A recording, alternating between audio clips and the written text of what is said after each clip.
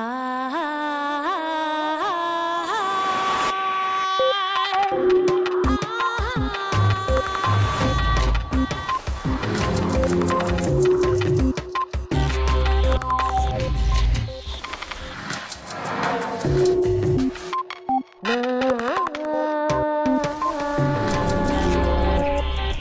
impidiendo que los niños y jóvenes tengan un desarrollo óptimo cuando les privamos del aprendizaje social y emocional. René Dijkstra. Un niño que conoce y sabe gestionar sus emociones no solo tendrá mejores resultados académicos, sino que estará más preparado para el mundo laboral. Mediante programas probados científicamente, es posible desarrollar lo que llaman habilidades para la vida, es decir, una serie de destrezas en el ámbito social, emocional y ético, que complementan y optimizan las habilidades cognitivas e intelectuales. Hoy en Redes, Elsa Punset charla con el psicólogo y experto en educación emocional, René Dijkstra, con quien veremos en qué situación se encuentra actualmente el aprendizaje de esta disciplina y qué ventajas concretas tiene en el desarrollo de niños y jóvenes.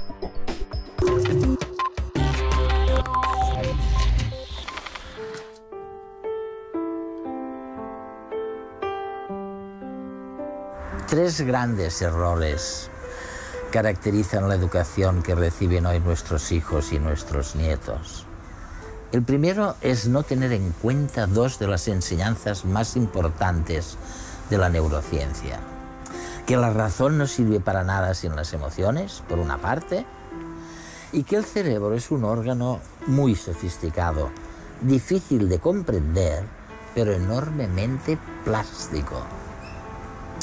El segundo error del sistema educativo es no aceptar que los maestros han de lidiar con la diversidad cultural que existe actualmente en las aulas, pero también con lo que tienen en común todos los alumnos: las emociones, la rabia, los celos, el menosprecio. ¿Cuál es el tercer gran error? El tercer gran error de las escuelas de este siglo es la jerarquización de las asignaturas que arrastramos de siglos pasados. Y es que hoy en día es perjudicial colocar en el último eslabón, detrás de las matemáticas, la lengua y las humanidades, las materias creativas y artísticas. Para corregir estos errores, lo más eficaz es introducir en las aulas el aprendizaje social y emocional. Y es de eso de lo que vamos a hablar hoy en Redes. René, dedicamos tanto tiempo, tanto dinero y tantos recursos a las escuelas. ¿Son necesarias? ¿Para qué sirven? En primer lugar, las escuelas son necesarias porque forman una comunidad de nuevas generaciones que tienen que vivir juntas y trabajar juntas en el futuro para dirigir una sociedad. Y lo cierto es que no hay mejor lugar que la escuela para ayudarlos a descubrirse, a conocerse, a entender cómo lidiar los unos con los otros. ¿Qué modelos de escuelas hemos tenido? Ha habido bastante variedad.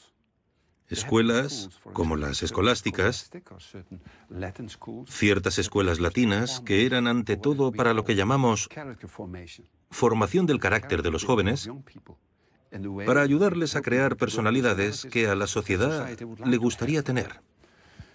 Pero el énfasis en la formación del carácter o aprender a internalizar ideologías, como las escuelas religiosas, los seminarios, etc., se sustituyó en los siglos XIX y XX por escuelas que, ante todo, querían preparar a los jóvenes para la economía, para el mercado laboral. Y muchas dicen actualmente que su objetivo es el desarrollo general del niño, que implica el desarrollo del niño en los aspectos cognitivo, intelectual y social, emocional y ético.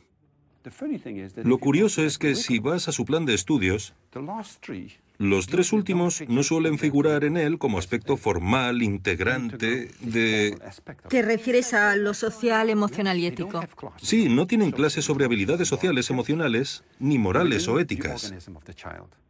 En el organismo del niño Esas cosas no pueden separarse. Por ejemplo, si quieres hacer bien tus deberes y tener buenas notas, necesitas un cierto grado de autocontrol. Tienes que ser capaz de aplazar Sí, los pequeños placeres. determinados pequeños placeres y disciplinarte de verdad para hacer los deberes. O necesitas planificar.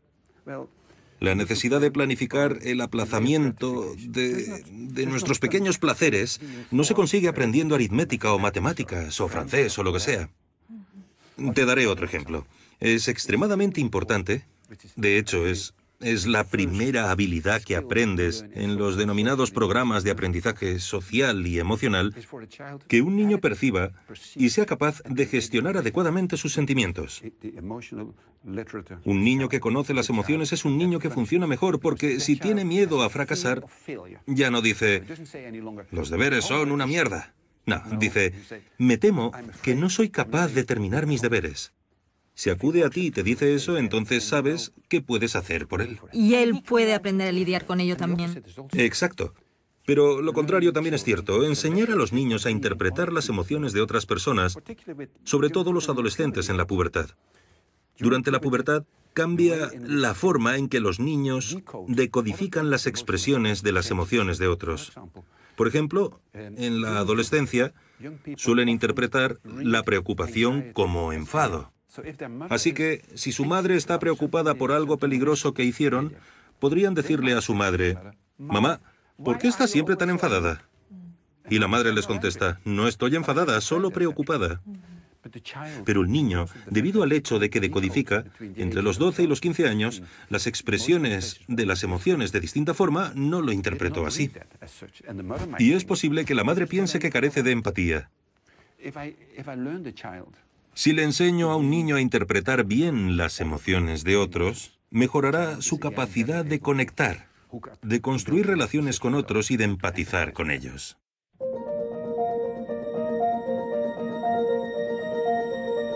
¿Qué es la inteligencia emocional? ¿Se trata de uno más de nuestros distintos tipos de inteligencia, como la espacial o la verbal? La respuesta es no. Ni tenemos un módulo de nuestra inteligencia dedicado a las emociones, ni se trata de una de las famosas inteligencias múltiples que describió Howard Gardner en los años 80 del siglo pasado.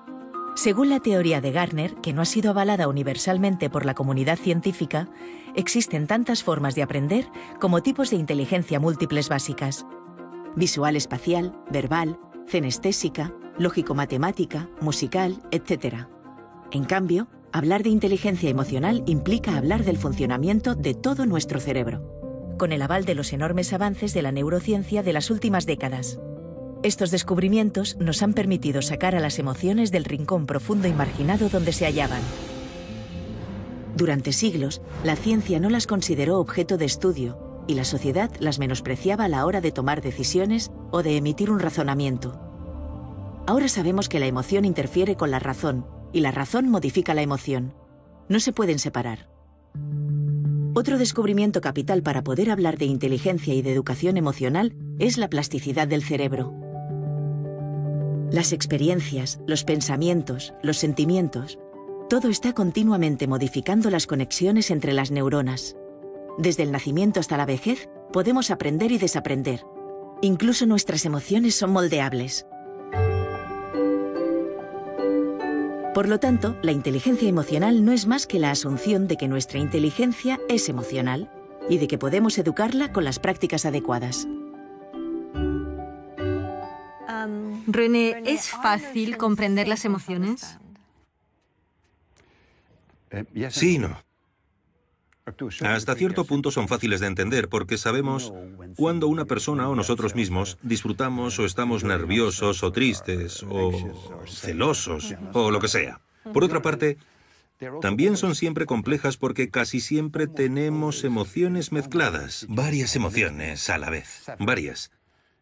Pero algunas las expresamos más fácilmente hacia otros que hacia nosotros mismos. Por ejemplo, la mayoría de la gente no tiene demasiados problemas para decir «estoy muy enfadado contigo». Pero podría ser, si lo analizas un poco más, que no se trate solo de enfado, sino de la ansiedad que surge en muchas relaciones. Una chica y un chico discuten. Ella se enfada. Y si le preguntas ¿Cómo te sientes? Contesta, estoy muy enfadada contigo, pero al mismo tiempo es posible que esté muy preocupada. Porque la relación no va bien. Sí, exacto. O por si él la deja o lo que sea. Así que es muy importante, si estás en una situación concreta con emociones que realmente te agobian, aclarar qué emociones intervienen. Por eso es importante aprender a comprenderlas, a ponerles nombre. ¿Cómo podemos hacerlo? Por ejemplo, me cuentas que eres muy infeliz. Infeliz. Sí, pero ¿qué narices significa infeliz? Y lo que hago es decirte, dime, Elsa, ¿qué quieres decir con infeliz? ¿Estás triste? ¿Estás avergonzada? ¿Te sientes culpable? ¿Celosa? ¿Cuál de ellas? Y entonces tienes que pensarlo. Y es probable que en un determinado momento digas, sabes, estoy muy avergonzada. Ahora puedo hablar contigo y tú conmigo, porque puedo preguntarte, ¿quieres contarme de qué te avergüenzas? Y cuando te hago esas preguntas y tú las verbalizas, de repente las ves claramente. Y en cuanto las ves claramente, puedes adoptar una postura al respecto. ¿Sabemos distinguir las emociones?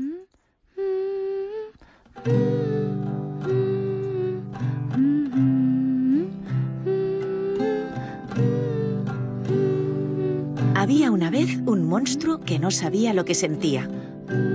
A veces sentía rabia y miedo, o rabia y tristeza, o calma y alegría, o calma y tristeza, o todo a la vez. Se sentía hecho un lío, hasta que aprendió a distinguir que cada hilo tenía un color, y que cada color pertenecía a una emoción diferente.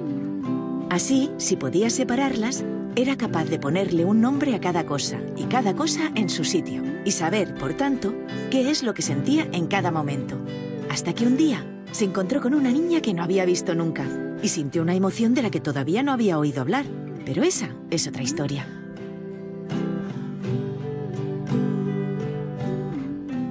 ¿Cuándo podemos empezar a enseñar a los niños acerca de sus emociones? Yo diría que empieces alrededor de los 2 o 3 años y sigas hasta que terminen el instituto. Alrededor de los 17 o 18 años, basándote en las distintas etapas de desarrollo. Con 3 años, un niño o una niña se acerca a otro y coge un juguete. Si estás cerca, como adulto, y el juguete no es del niño que lo cogió, sino del otro, uno de los papeles que tienes como padre es parar a tu hijo y decirle, espera un minuto, míralo.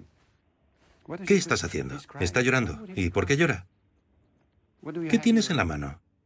Es su juguete. ¿Podría estar llorando porque cogiste su juguete sin pedírselo? Así le estás ayudando a tu hijo ya a los 3 años a desarrollarse emocionalmente. Y a ser consciente. Sí, a desarrollarse y ser consciente.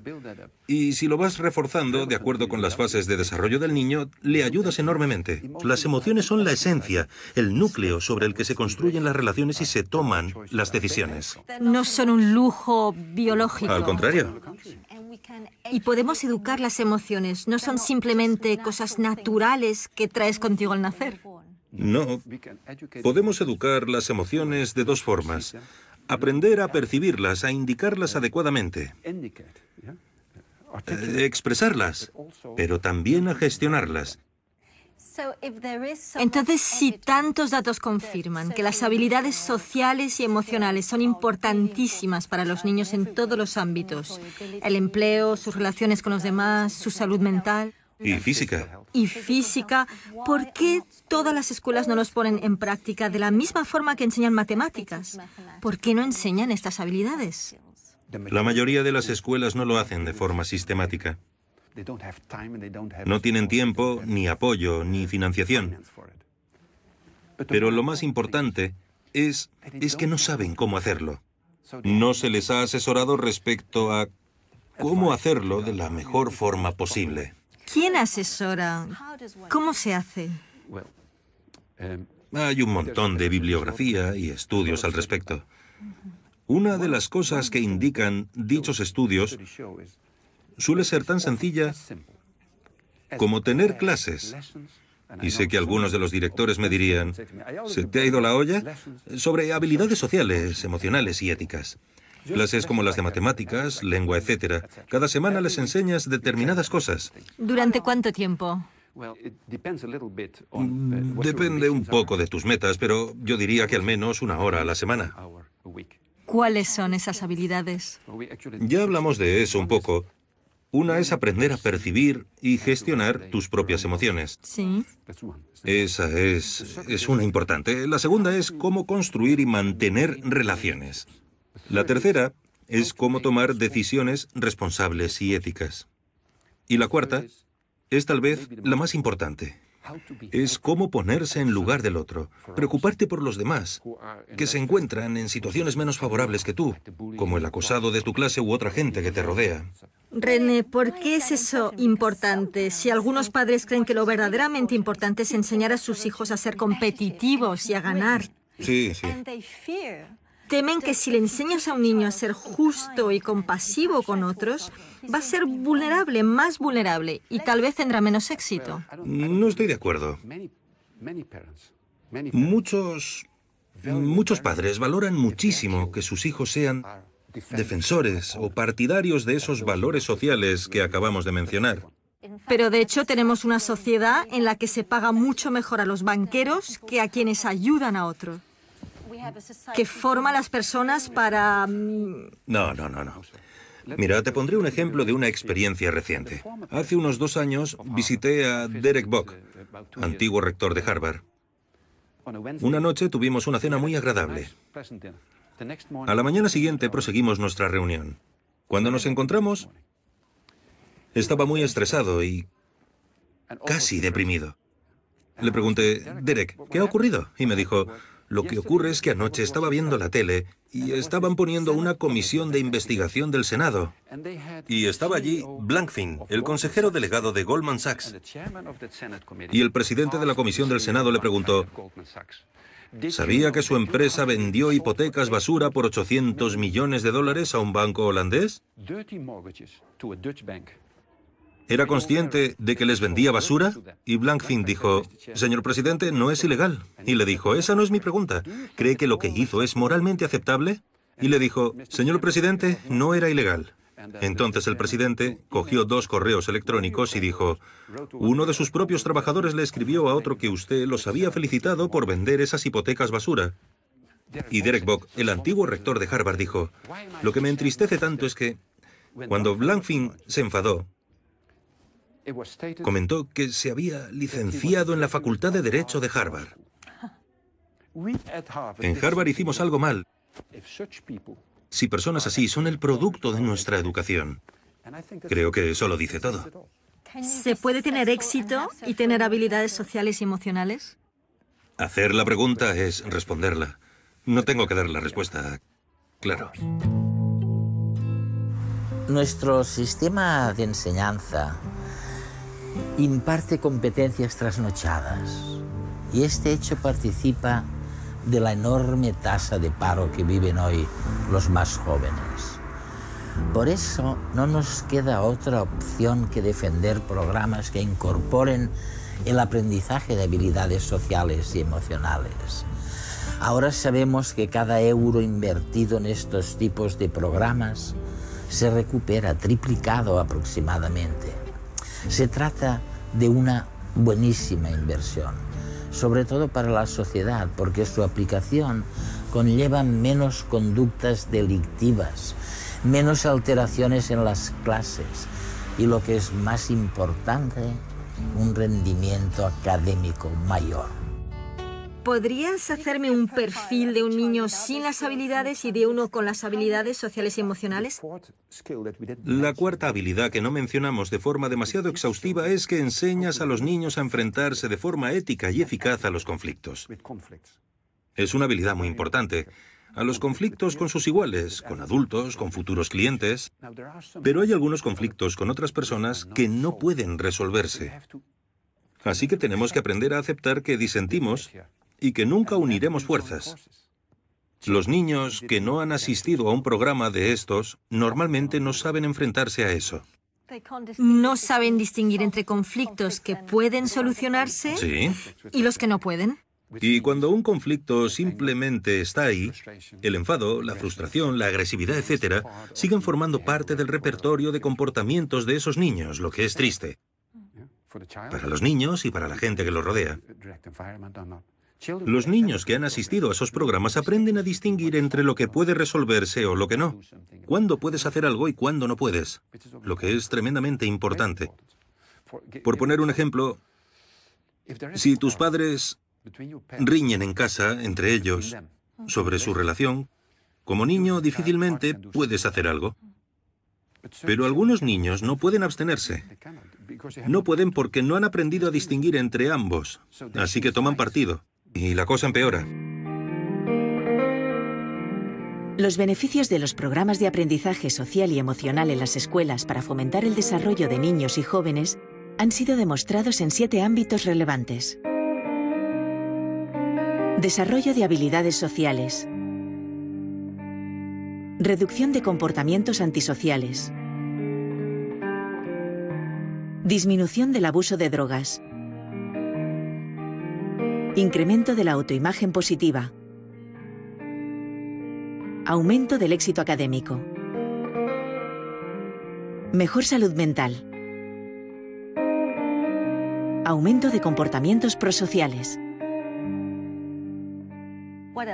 ¿Qué otra cosa haría mejor un niño que tenga habilidades sociales y emocionales? Deja que te ponga un ejemplo impresionante. Una parte del programa de habilidades para la vida es que también enseñas a los niños a enfrentarse a problemas afectivos graves e incluso tus propias tendencias suicidas, sobre todo en alumnos de secundaria. En una de las clases se pide que los niños se reúnan y piensen qué tipos de dolencias o síntomas tiene una persona que padece depresión. Y son muy capaces de hacerlo en grupo. Saben lo que es. Saben lo que es una persona triste. Triste y deprimida.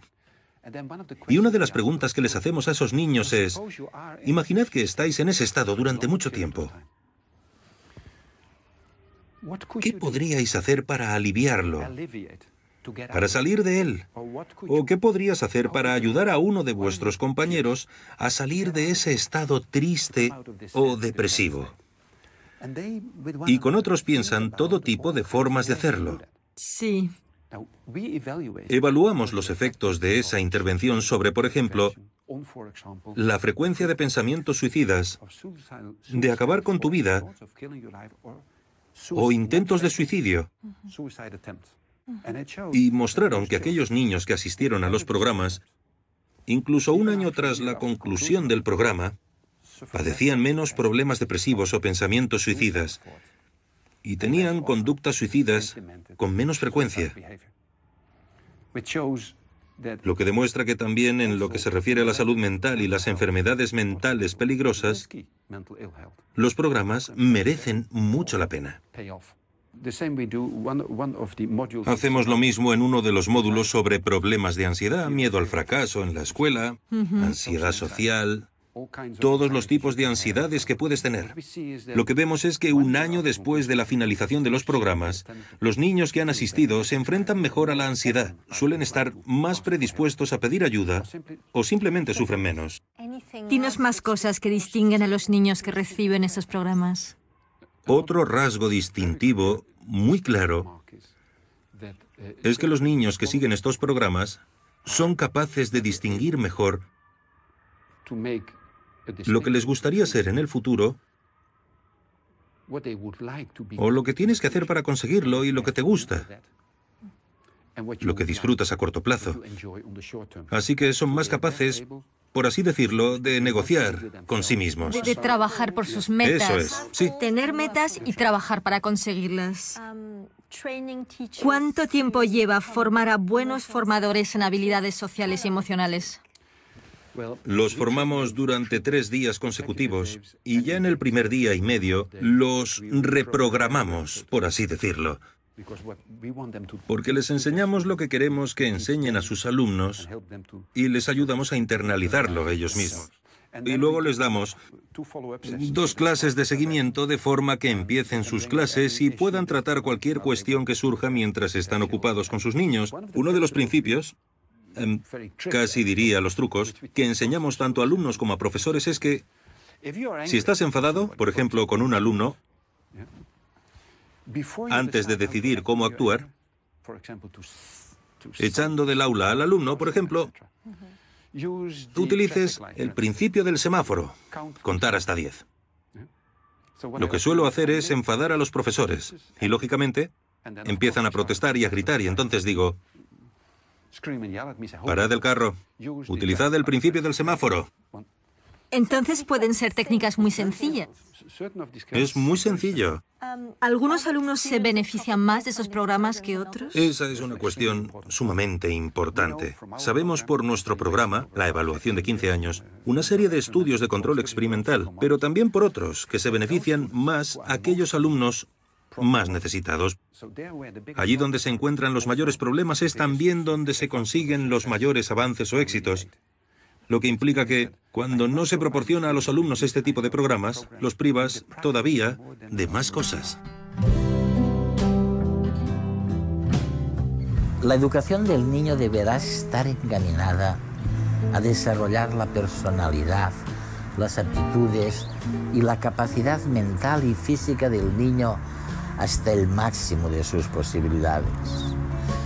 Así lo dice la Convención sobre los Derechos del Niño, que entró en vigor hace más de 2 décadas.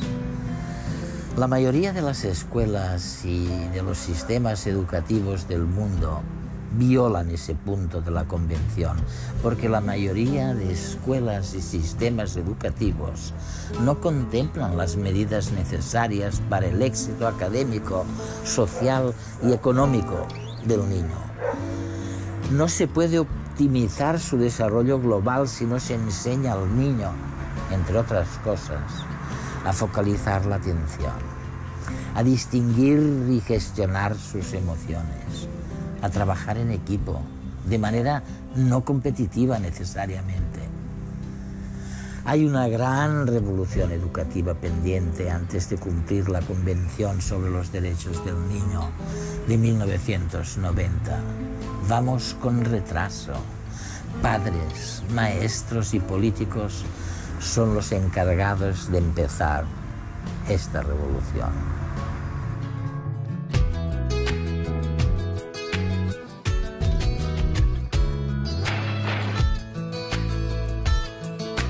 Mi pregunta es, ¿todo el mundo puede tener buenas ideas?